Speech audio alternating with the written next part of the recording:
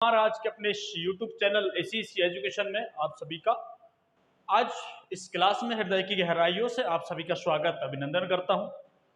और आज हमारा जो क्लास होने वाला है, आज हमारा जो लेक्चर होने वाला है, वो आज हमारा हिमालय पर्वत का तीसरा भाग को लेकर है। तो जैसे कि हमारे कुछ नए साथी हैं जिनको मालूम नहीं कि सर तीसरा पर्वत क्या है या तीसरा भाग क्या है, तो वो जाकर पीछे प्लेलिस्ट में वीडियो डाली हुई हैं, वो उनको देख सकते हैं। और बाकी अगर कुछ समस्या होता है तो एक बार अपन इस थोड़ा सा डिस्कस कर लेते हैं। तो 2 मिनट पीछे चलते हैं हमारे इस लेक्चर में। और जैसे कि अभी तक हम पढ़ रहे थे हिमालय पर्वत,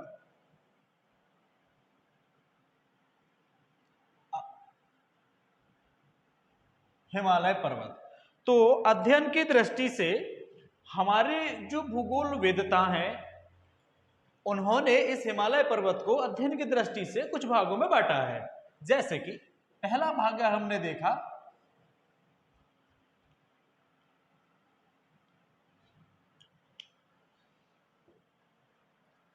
जैसे कि अगर हम पहले भाग की बात करें तो पहला भाग हमने देखा था ट्रांस हिमालय।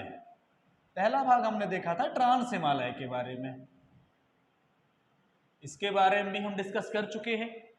दूसरा भाग हमने देखा था, हमने ग्रेट हिमालय। ग्रेट हिमालय के बारे में देखा।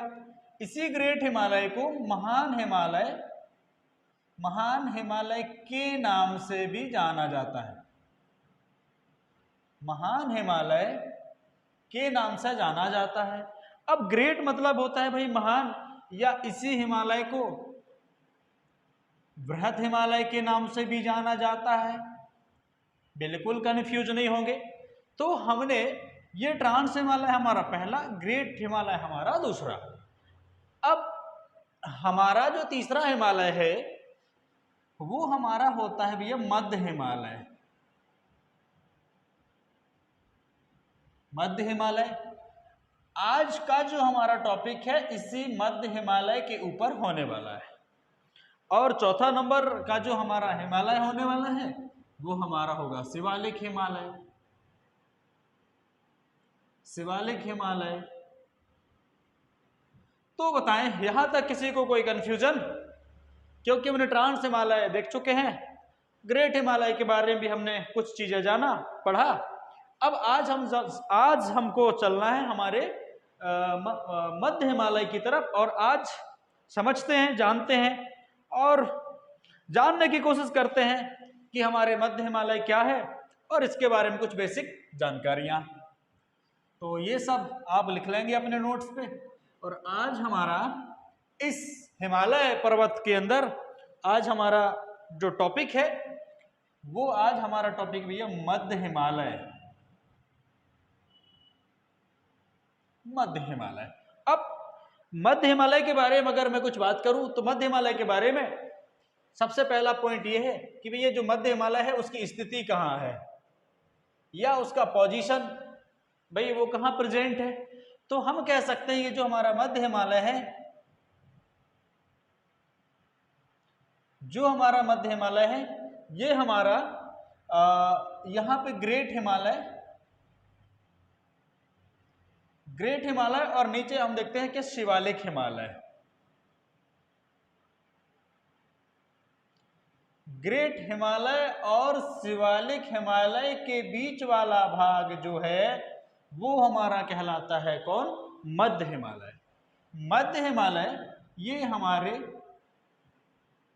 पश्चिम से लेकर के ये हमारे पूर्व अरुणाचल प्रदेश तक के एरिया में ये हमारा मध्य हिमालय प्रेजेंट है।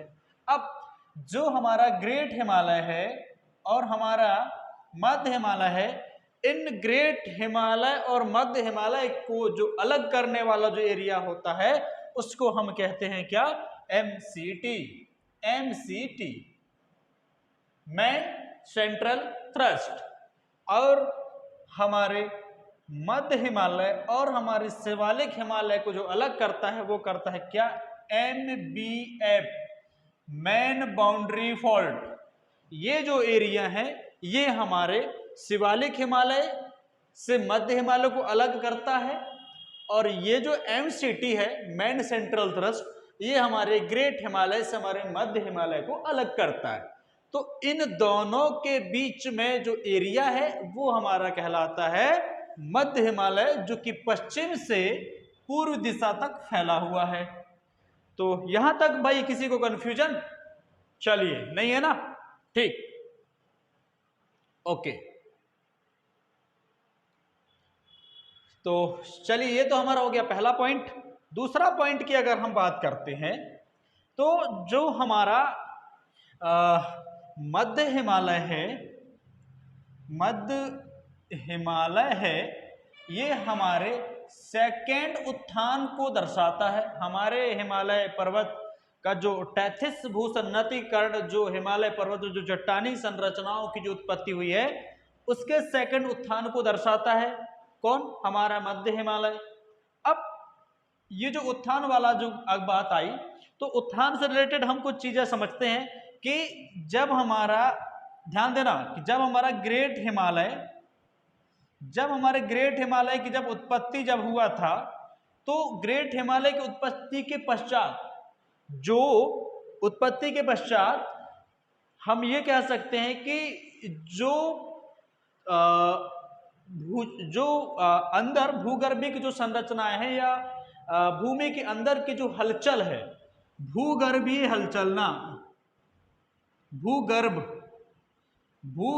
हलचल, भूगर्भ हलचल, भूगर्भ हलचल, ये थोड़े समय के लिए क्या हो गई थी? शांत पड़ गई थी। भूगर्भ हलचल, या हम कह सकते हैं कि पर्वत निर्माणकारी संरचना, पर्वत निर्माणकारी शक्तियां, पर्वत निर्माणकारी। देखिए, हिमालय पर्वत की उत्पत्ति के पश्चात जो भूगर्भ हलचल है, या भूगर्भ हलचल शांत हो गई, या जो पर्वत निर्माणकारी जो शक्ति, जिन शक्तियों से पर्वतों का निर्माण होता है, ये शक्तियां क्या है? कुछ समय के लिए ना, थोड़ी समय के लिए शांत पड़ गई थी। थोड़े समय के लिए क्या हो गई? शांत पड़ गई थी, थोड़ा डाउन हो गए। तो जब शक्तियां जब डाउन हो गई, तो जो हमारा जो टैथिस भूसन्नति, जो टैथिस सागर था हमारा, हम इसके बारे में बात करें, जो टैथिस भूसन्नति है, जो हमारा टैथिस भूसन्नति है, इसमें टैथिस भूसन्नति में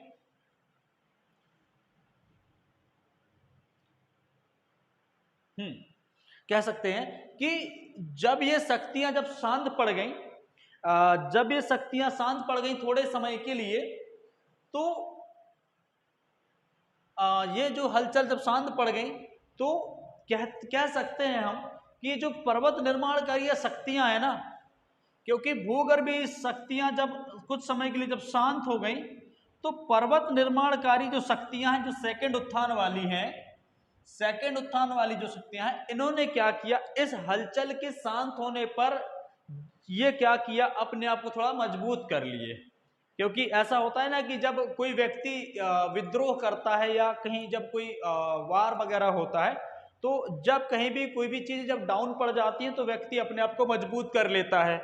वैसे ही सेम कंडीशन यहाँ है कि जब भूगर्भ संरचना जब शांत पड़ जाती हैं, तो ये कुछ पर्वत निर्माणकारी जो शक्तियां हैं, ये अपने आप को थोड़ा मजबूत कर लेती हैं, ये अपने आप को थोड़ा मजबूत कर लेती हैं। और इन मजबूत होने से, इनके मजबूत होने से हमारा सेकंड उत्थान होता है, सेकंड उत्थान होता है। और इस सेकंड उत्थान हमारे किसको दर्शाता है? ये हमारा मध्य हिमालय को दर्शाता है। सेकंड उत्थान हमारे मध्य हिमालय को दर्शाता है।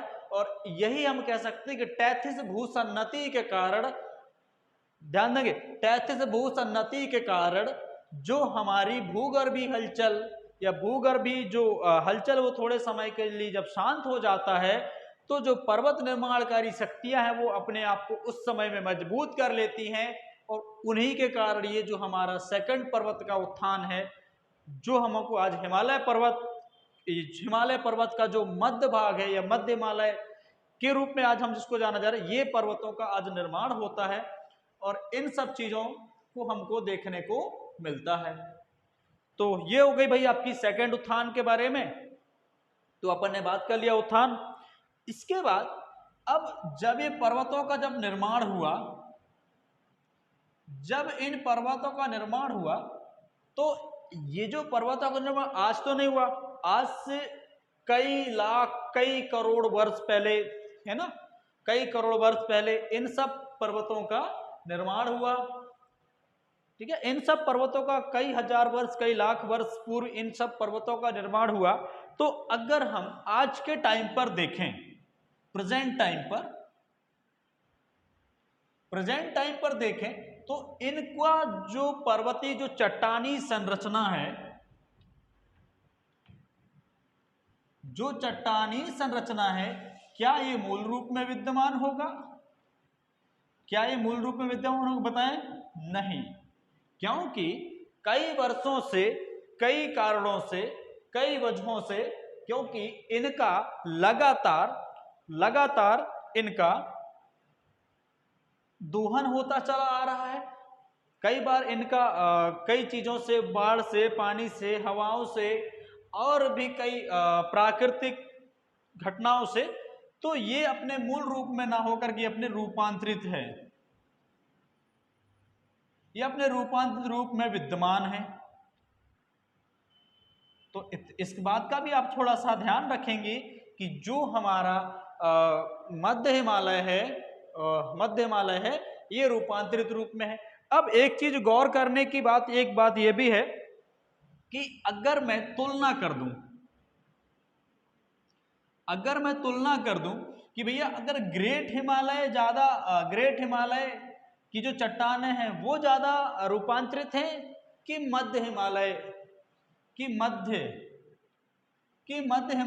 की जो चट्टानें हैं वो ज्यादा रूपांतरित है, तो हम कह सकते हैं कि भाई जो ज्यादा जितना पुराना होगा उसकी चट्टानें या उसमें उतना ज्यादा हमको रूपांतरण देखने को मिलेगा। तो हम कह सकते है ये भी पुराना, ऐसा नहीं है, इसका भी रूपांतरण हुआ है, लेकिन अगर हम तुलना करते हैं तो ग्रेट हिमालय की जो चट्टानी संरचनाओं का रूपांतरण थोड़ा ज्यादा देखने को मिलेगा। किसके मुकाबले? मध्य हिमालय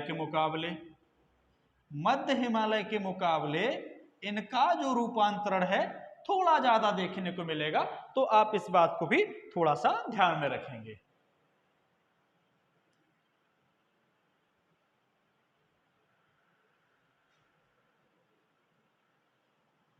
चलिए, तो यहां तक किसी को कोई कंफ्यूजन ना?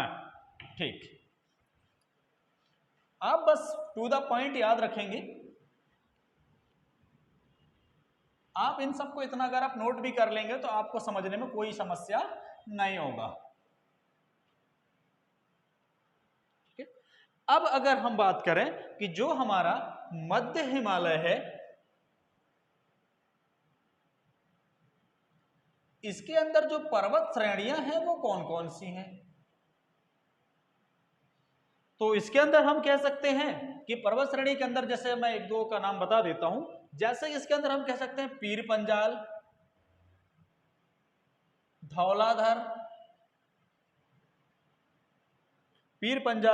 धौलाधर और मसूरी पर्वत श्रेणियां, मसूरी पर्वत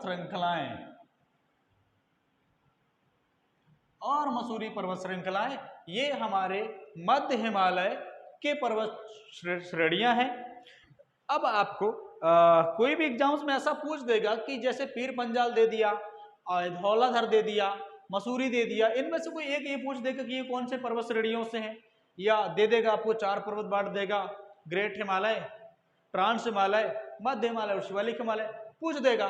तो ये थोड़ा सा आपको ध्यान में रखना कि कौन सी चोटियां किस पर्वत पर विद्यमान है। जैसे वैसे भी हमने पिछला बार जो पिछले पर्वतों को देखा उनके बारे में भी हमने देख लिया है। तो ये होता है हमारा। अब दूसरा पॉइंट अगर हम देखें तो जो हमारा ये जो मध्य हिमालय है, मध्य हिमालय में एक दर्रा पड़ता है जिसको कहते हैं क्या? बनिहाल दर्रा। तो याद रखेंगे कि मध्य हिमालय में बनिहाल दर्रा है। आपको अगर बोल दे कि भाई ग्रेट हिमालय में, तो कंफ्यूज नहीं होना, ये हमारे मध्य हिमालय। तो बनिहाल दर्रा है। अब इस बनिहाल दर्रे के बारे में बता दूं कि जम्मू से अगर हम कश्मीर जाते हैं, जम्मू से अगर हम कश्मीर जाते हैं, तो जो जम्मू से अगर हम कश्मीर जाते हैं, तो जो एक रोड का निर्माण किया गया है वो हमारे इसी बनिहाल दर्रे से होकर गुजरता है। ये बात आप बहुत थोड़ा सा ध्यान में रखेंगे।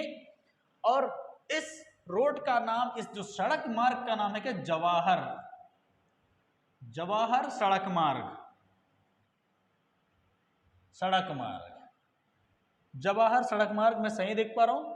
बिल्कुल बिल्कुल सही, जवाहर सड़क मार्ग का नाम दिया गया है। तो ये जो हमारा बनिहाल दर्रा से एक रोड गुजरती है, जवाहर सड़क का निर्माण किया गया है, जो कि जम्मू से अगर हम कश्मीर जाते हैं या कश्मीर से जम्मू, ठीक है, तो ये जाने पर ये हमारे जो सड़क है वो बनिहाल दर्रे से गुजरता है। तो थोड़ा बनिहाल दर्रे को भी आप थोड़ा ध्यान में रखेंगे। तीसरा पॉइंट की बात करें, अब ये देखिए, अब जो हमारी पर्वत चोटियां हैं, हमारे कौन सी पर्वत चोटियां, हमारे मध्य हिमालय जो पर्वत चोटियां हैं, ये हम ये तो नहीं कह सकते कि पूरे बर्फ ढकी रहती है, लेकिन कुछ समय के लिए ये बर्फ से ढकी होती है। तो जो हमारे मध्य हिमालय की जो पर्वत चोटियां हैं, ये बर्फ से ढकी होती हैं। मैं ये नहीं बोल रहा हूं, क्योंकि देखो ये शीत ऋतु में बर्फ से ढका होता है, लेकिन जब गर्मी का जब माहौल आने वाला होता है, जब गर्मी का समय आने लगता है, तो टेम्परेचर थोड़ा सा, जो इनका तापमान है, जो हमारे वायुमंडल का जो तापमान है, थोड़ा सा इंक्रीज होता है। तो जब तापमान बढ़ता है, तो हमारे इन चोटियों में जो बर्फ ढका होता है, ये बर्फ क्या होता है भाई, पिघलता है। ये बर्फ पिघलता है, और बर्फ के पिघलने से ये जो बर्फ है ये पानी के फॉर्म में कन्वर्ट हो जाता है। और ये जब बर्फ जब चोटियों से पिघलकर जब नीचे वाले एरियाओं में आता है, हमारे घाटी वाले एरिया में, जब हमारे घाटी वाले एरिया में आता है, तो इन्हीं के कारण हमारे इस घाटियों में छोटे छोटे घास उग जाते हैं, छोटे छोटे घास आ जाते हैं। और इन्हीं घास, ये जो घास हैं, इन्हीं को कुछ नाम दिया गया है। जैसे कि अगर हम बात करें, जैसे जम्मू और कश्मीर की बात करें, तो जम्मू और कश्मीर में इन्हें गुलमर्ग, सोनमर्ग, तानमर्ग का नाम दिया जाता है। तो बिल्कुल कंफ्यूज नहीं होंगे, क्योंकि गुलमर्ग, सोनमर्ग, तानमर्ग, ये जो हमारे जो घास के मैदान है, ये हमारे जम्मू कश्मीर के एरिया में हमको देखने को मिलता है। अगर हम पूर्वी तरफ चलें, थोड़ा आगे बढ़ते हैं, अगर हम उत्तराखंड की तरफ बढ़ते हैं, अगर हम उत्तराखंड की दिशा में बढ़ते हैं, तो इस तरफ में जो भी ये जो बर्फ जब नीचे बहकर जब आता है, तो उसमें जब घास के जब मैदान उग जाते हैं, तो उधर कहते हैं भाई बुयाल या प्यार कहते हैं। बुयाल या प्यार के नाम से जाना जाता है। ये घास के मैदान है, ये हमारे उत्तराखंड में। और ये जो घास के जो मैदान है, जैसे गुलमर्ग, सोनमर्ग, तापमर्ग, बुयाल, प्यार, ये जो हैं, ये जो हमारे घाटियों में जो पाए जाते घास है, ये आकर्षण का बड़ा केंद्र बनती हैं, आकर्षण का केंद्र बनती हैं। और ये जो आकर्षण का जो केंद्र बनता है, ये हमारे पर्यटकों के मन को मोह लेती हैं। या हम कह सकते हैं कि इन एरियो में पर्यटक बहुत ज्यादा मात्रा में, जो सैलानी हैं, वो इस जो स्वास्थ्य का लाभ लेने के लिए, या ये कह सकते हैं कि ये जो एरिया है, ये बहुत अच्छा स्वास्थ्यवर्धक माना जाता है। यहाँ का जो माहौल है, यहाँ का जो एटमॉस्फेयर है, काफी शानदार और काफी बेहतर है। वैसे तो बेहतर सभी जगह है, लेकिन स्वच्छ के मामले में हम कह सकते हैं, तो ये एक्चुअली पर्यटक का केंद्र भी बहुत बड़ा है ना। तो इन क्षेत्रों में बहुत ज्यादा पर्यटक आपको देखने को मिलते हैं, और बहुत ज्यादा पर्यटक इन क्षेत्रों में घूमने को आते हैं।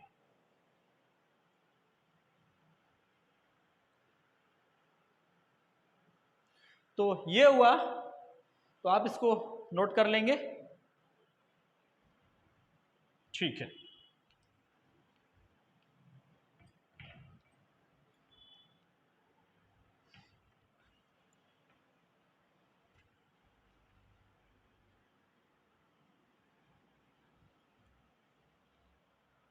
नेक्स्ट पॉइंट की बात करें तो जो हमारा ग्रेट हिमालय है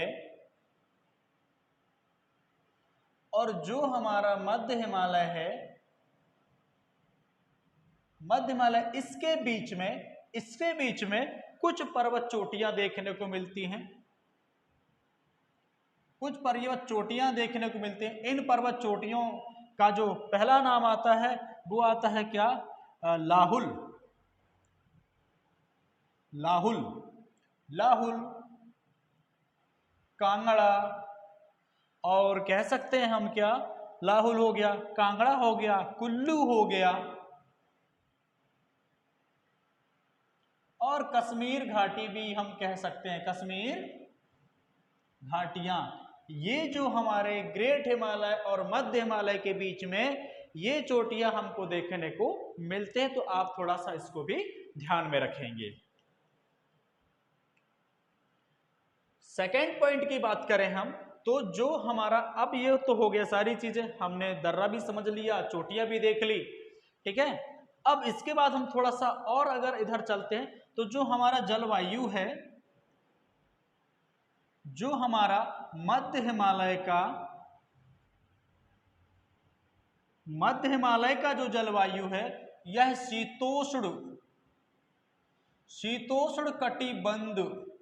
शीतोष्ण कटिबंध का एक बहुत शानदार अच्छा उदाहरण है।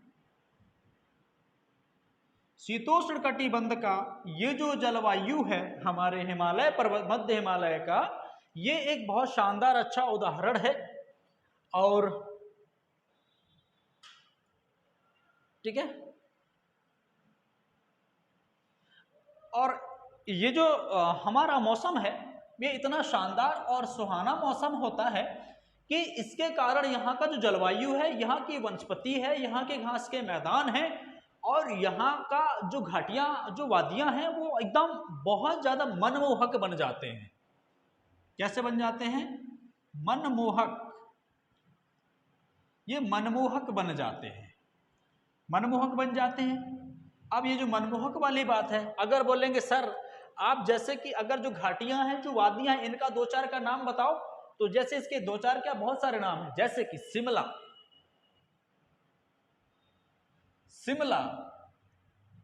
मनाली, और बात करें, है ना, शिमला, मनाली,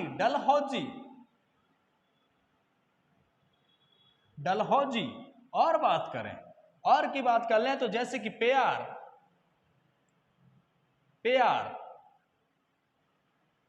बुग्याल, सोनमर्ग,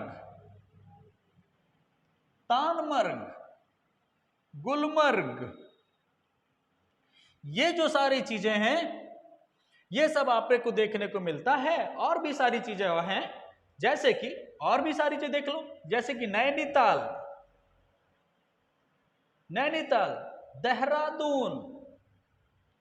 देहरादून हो गया, या मसूरी हो गया।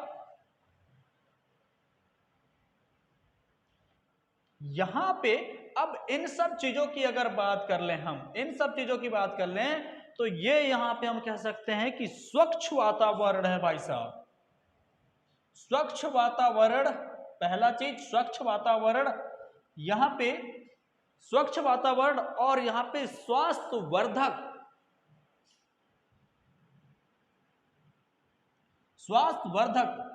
यहां पे जो नेचर है, जो प्रकृति है, वो हमको देखने को मिलता है, और स्वास्थ्य के लिए बहुत ज्यादा अनुकूल है हमारे लिए।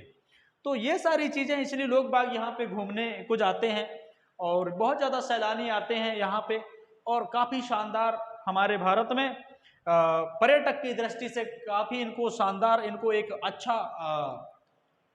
मतलब प्लेटफॉर्म है कि मैक्सिमम लोग इन जगहों में घूमना पसंद करते हैं, अपना वेकेशंस वगैरह इन जगहों में जाना पसंद करते हैं लोग बाग, और लोग बाग जाते भी हैं। तो ये सारी चीजें हैं हमारे मध्य हिमालय के अंतर्गत, ये सारी चीजें आपको देखने को मिल जाएगा। बात करें और जलवायु की, तो जो हमारा जलवायु है इसमें थोड़ा सा भाई थोड़ा सा परिवर्तन देखने को मिलता है। मैं यहां लिख देता हूं, थोड़ा सा परिवर्तन देखने को मिलता है हमारे इस जलवायु में।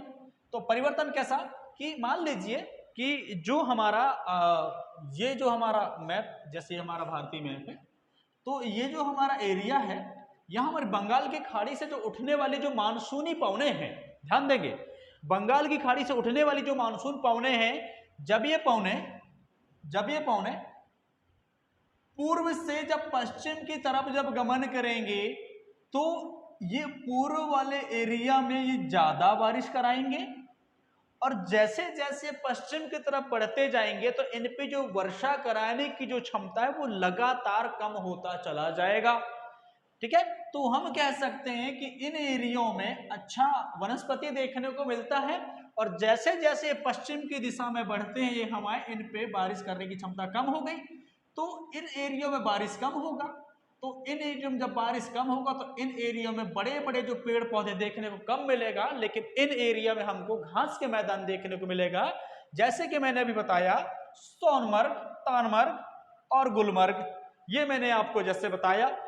तो हम कह सकते हैं कि वनस्पति के कारण पूर्व से पश्चिम की तरफ, पूर्व से पश्चिम तरफ जो पानी का जो लेवल है, जो जलवायु का जो लेवल है वो लगातार कम होता चला जाता है,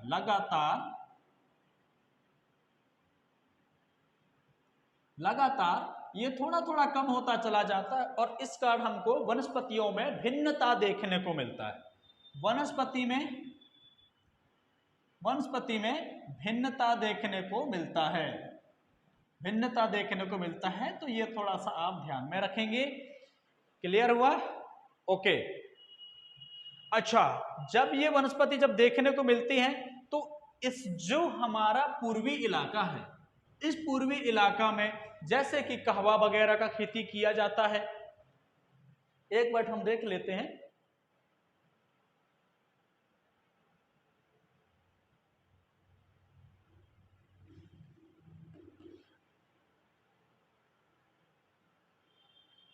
हाँ, बिल्कुल सही। तो हमने जैसे बताया कि इन एरियो में कहवा और चाय वगैरह का अच्छा खासा उत्पादन किया जाता है इन एरियो में, ठीक है, और इन एरियो में खेती भी किया जाता है, इनके ढलानी एरियो पर खेती किया जाता है। लेकिन जैसे अगर हम पश्चिमी की तरफ बढ़ते हैं, इधर बढ़ते हैं हम, तो यहाँ पे क्या बारिश कम होता है, तो यहाँ पे उतना बेहतर बड़े बड़े पेड़ तो नहीं होते हैं, लेकिन इनमें घास के मैदान जरूर होते हैं। तो ये जो घास के मैदान है यहाँ पे भी ये पशुपालन वगैरह होता है, फलों का उत्पादन होता है, फूलों का उत्पादन होता है, ये सब चीजें आप थोड़ा सा ध्यान में रखेंगे। तो ये सारा चीजें यहाँ पे होता है, और मोटे अनाजों वगैरह का भी खेती किया जाता है। तो ये हमारे जलवायु के बारे में मैंने आपको डिस्कस कर दिया।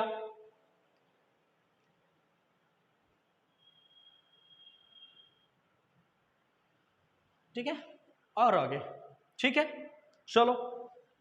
इसके बाद अगर हम शीत ऋतु की बात करें, तो भाई शीत ऋतु मतलब ठंडा वाला माहौल। क्यों? यहाँ पे ये तो वैसा ही तो बर्फ वाला एरिया है, यहाँ ठंडा थोड़ा और कड़ाके की पड़ता है। तो जब यहाँ पे जब शीत ऋतु में जब होगा तो यहाँ की जो चोटियां हैं ये पूरे समय ये बर्फ से ढकी होती हैं। थोड़ा आप इसको भी ध्यान रखेंगे शीत ऋतु के माहौल में। और जैसे गर्मी का माहौल जब आता है, थोड़ा जब गर्मी लग जाता है, तो इन एरिया से जो बर्फ पिघल कर नीचे घाटियों की तरफ आता है, घाटियों में ये सब चीजें हमको देखने को मिलता है, जो कि एक आकर्षण का बहुत अच्छा उदाहरण है। ये बहुत अच्छा चीजें हैं ये। तो ये हमारे सारी चीजें हो गई, और मैंने इन सब चीजों के बारे में आपको डिस्कस किया।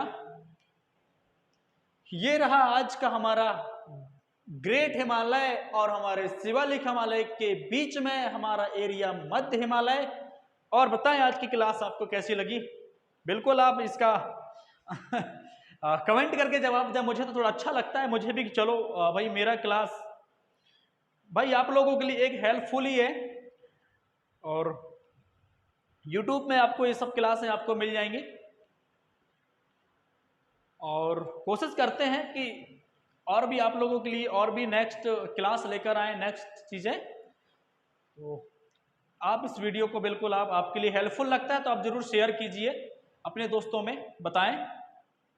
बाकी और आप लाइक और शेयर करने के लिए आप पूरा स्वतंत्र हैं, मैं तो कभी आज तक इसको नहीं बोलूँगा, अब नहीं बोला और ना ही बोलूँगा कि आप लाइक करें शेयर करें, ये आप अपने मन के राजा भाई। तो ये हो गया। चलिए अब इसके थोड़ी सी समस्याओं के बारे में देख लेते हैं कि इस एरिया में अगर बेहतर चीजें हैं तो भाई कुछ ना कुछ तो समस्याएं जरूर होंगी। तो थोड़ा समस्याओं के बारे में देख लेते हैं कि इस एरिया में आखिर क्या क्या समस्याएं हैं, या इन एरियाओं की क्या प्रॉब्लम्स हैं, या इन एरिया में क्या दिक्कत है, ये इन एरिया में क्या ऐसा है। तो बात कर रहे हैं हम यहाँ की समस्याओं की। तो सबसे पहली समस्या तो भाई यहाँ पे ये है कि यहां पे मृदा अपरदन, सबसे बड़ी समस्या यहां पे यह है कि मृदा अपरदन की समस्या पहला कह सकते हैं। दूसरा यहां कह सकते हैं हम बाढ़ की समस्या, बाढ़ की समस्या। तीसरा कह सकते हैं भूस्खलन की समस्या, भूस्खलन की समस्या।